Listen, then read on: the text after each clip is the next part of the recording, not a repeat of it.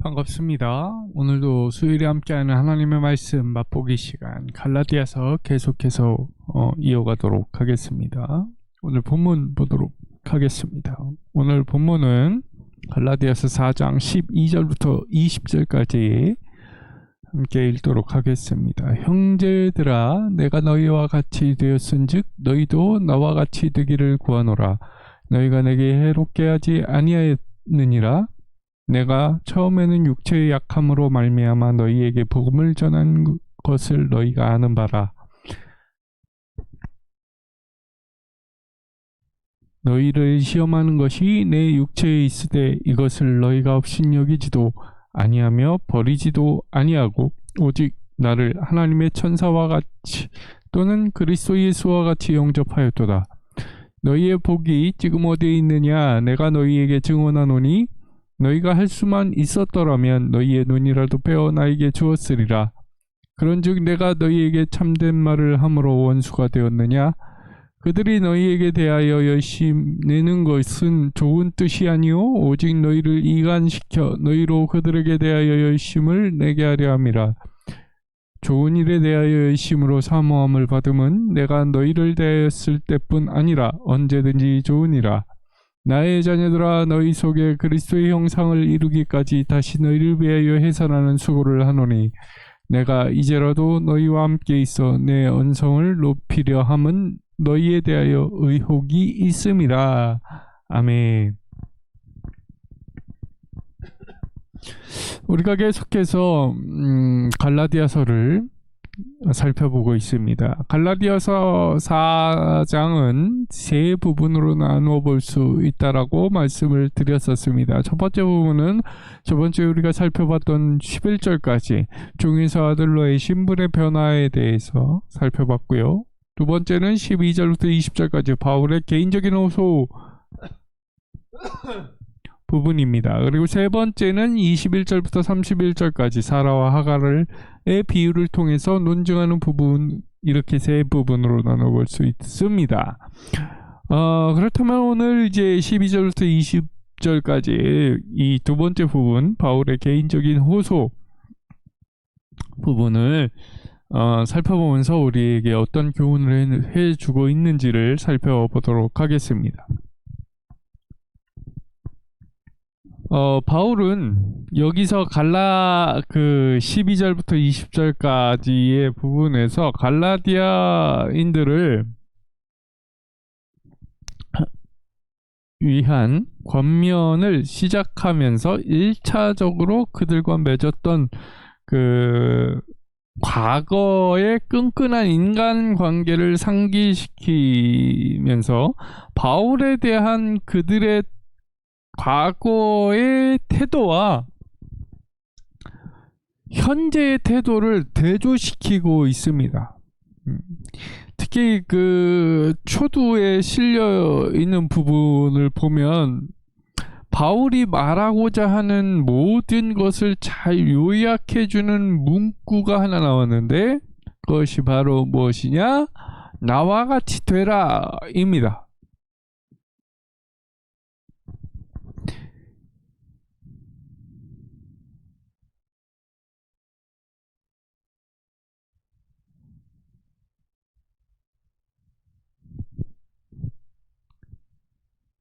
이 갈라디아인들에게서 처음 주어진 이 명령은 본서 신서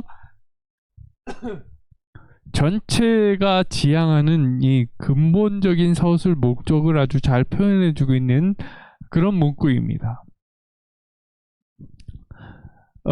선동자들의 이 주장에 휩쓸려서 바울이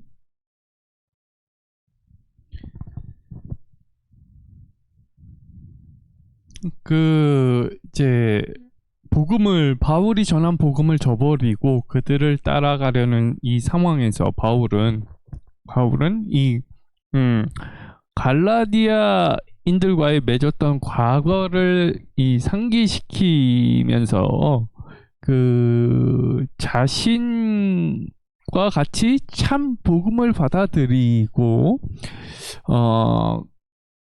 바울이 그들과 갈라디아인들과 맺었던 본래 이 관계를 어, 회복하게 되기를 소망하는 것이 본 단락의 목적이고 이 본 서신의 저술의 목적인 것입니다.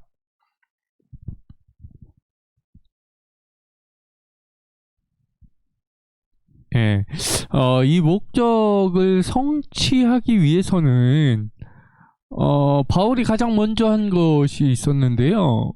예, 그것이 뭐냐라고 한다면 갈라디아 이 교인들과의 맺었던 그 끈끈한 인간관계를 다시 한번 상기시키는 것입니다.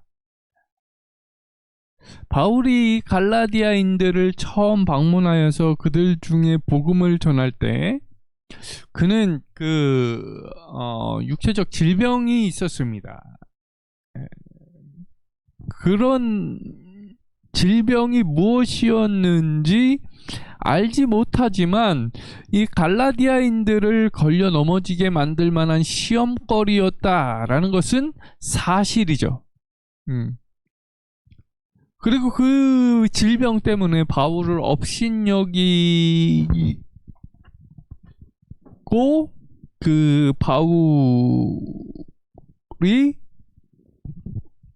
바울을 저버릴 만한 질병이었습니다. 네. 그렇지만 이 질병으로 인해서 그의 외적인 모습에서 풍기는 이 느낌은 참 어떻게 보면 쉽게 다가가지 못할 만한 그런 느낌이었다라는 뉘앙스도 비추고 있죠. 이제 바울 자신뿐만 아니라 그 바울이 전하는 복음의 메시지까지도 되게 수치스럽게 여기고 되게 거부하게끔 욕을 받았던 것 같습니다. 그래서 이 본문 말씀 가운데 특별히 이 버리다라는 동사가 있는데요. 이 버리다라는 동사는 본래 귀신들에게서 자신을 보호하기 위하여 이 자신을 지키는 수단으로 침을 뱉는다는 뜻을 갖고 있습니다. 이렇게 고대 당시 갈라디아인들이 바울의 이 병약한 모습을 보고도 귀신 들린 사람처럼 침을 뱉거나 업신여기지 않고 도리어 그를 하나님의 천사처럼 또는 심지어 그리스도 예수처럼 영접하였다라고 갈라디아서는 증언하고 있죠.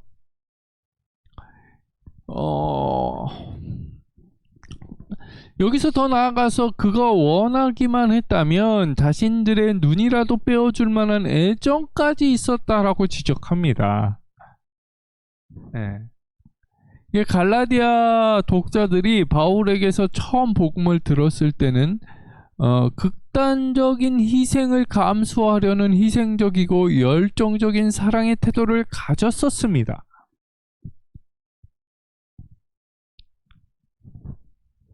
그러나 이제 그 선동자들의 끈질긴 선동에 선동되어서 바울이 전해준 복음에 대한 기쁨과 열정을 상실해버리고 뜨거운 사랑도 사라져버릴 위기에 처해 있었던 것입니다. 선동자들이 그들에게 열심을 내는 것은 결국 바울과 그들 사이를 이간질시켜서 그들 편에 서게 하려는 것이 아니겠습니까? 요즘도 마찬가지죠. 다시 이제 신천땡이 활개를 치고 있는데 다시 이렇게 열심을 내고 있는데 그 열심을 내는 이유가 무엇입니까?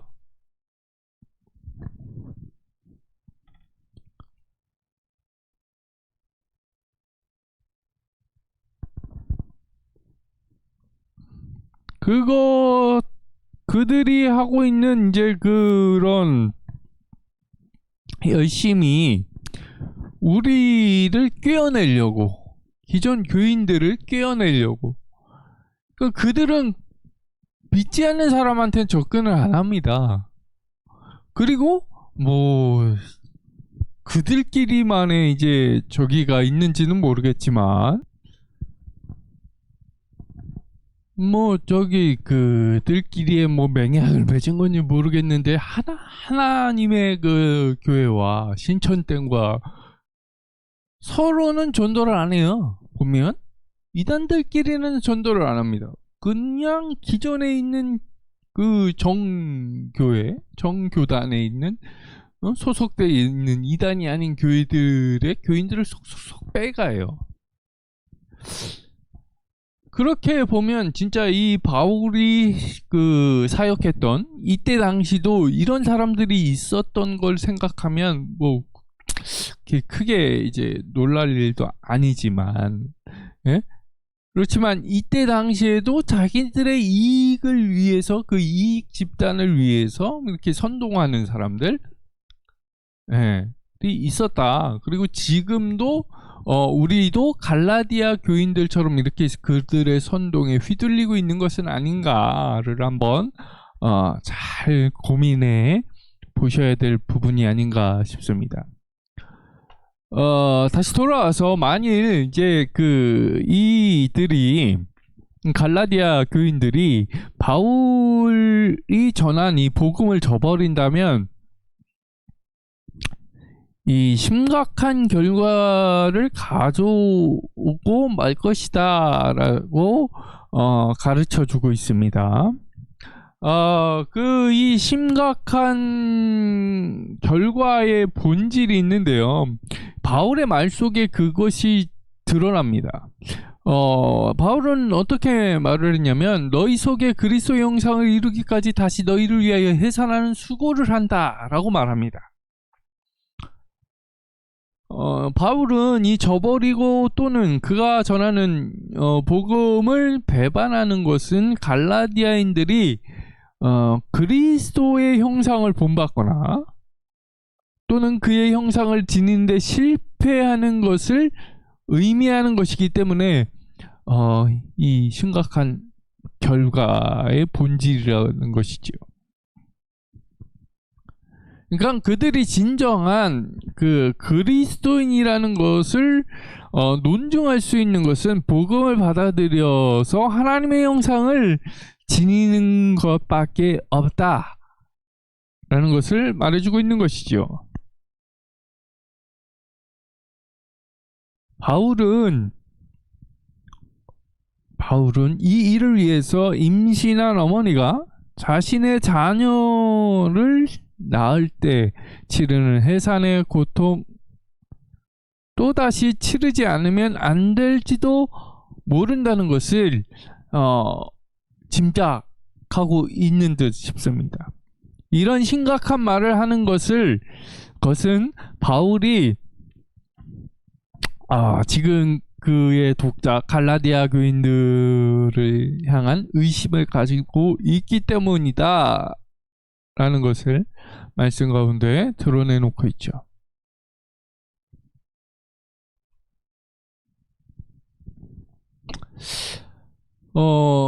사도 바울이 갈라디아 교인들과의 이 관계 회복을 그렇게 간절하게 염원하는 것은 그들과의 인간적인 관계 회복이나 바울 자신에 대한 개인적인 충성심을 얻기 위해 한 것이 아니었습니다. 예. 간혹 우리가 세상을 살다 보면 유혹을 받을 수 있는데요. 이 유혹이 있다면 아마도 어느 이제 리더 자리나 CEO 자리나 이런 그런 리더들이 있잖아요. 각각의 이제 공동체 동호회에서도 회장이 있고 이제 그 동호회를 이끌어가는 주축된 멤버가 있는데 그런 것도 포함해서 이 교회에서도 목회자들이나 아니면 그 앞에서 이끌어가는 구역장이라든지 이런 팀장이라든지 이런 위치에 있는 분들에게 이 유혹이 있을 수 있다라는 것이죠. 이 유혹이 있다면 아마도 그 만약에 목회자 우리 교회 이제 갈라디아서를 보고 있으니까 목회자들을 비유를 한다면 목회자들의 이 유혹이 아마 그 성도들을 주님의 사람으로 만들려고 하지 않고 자신에게 충성하는 자기 사람으로 만들려는 것이 아닐까에 대한 의문이 들어졌습니다. 몇 년 전에 이제 그 인분을 수련회 때 청년들에게 훈련한다는 그런 주장으로 해가지고 인분을 먹이는 목사가 등장을 했지 않나. 어떤 사이비 같은 어떤 인간은 어떤 섬으로 가가지고 거기서 성도들을 노예처럼 부리질 않나. 구타를 하지를 않나. 이게 이제 목회자들에게 올 수 있는 그 크나큰 유혹이라는 것입니다. 자기의 사람으로.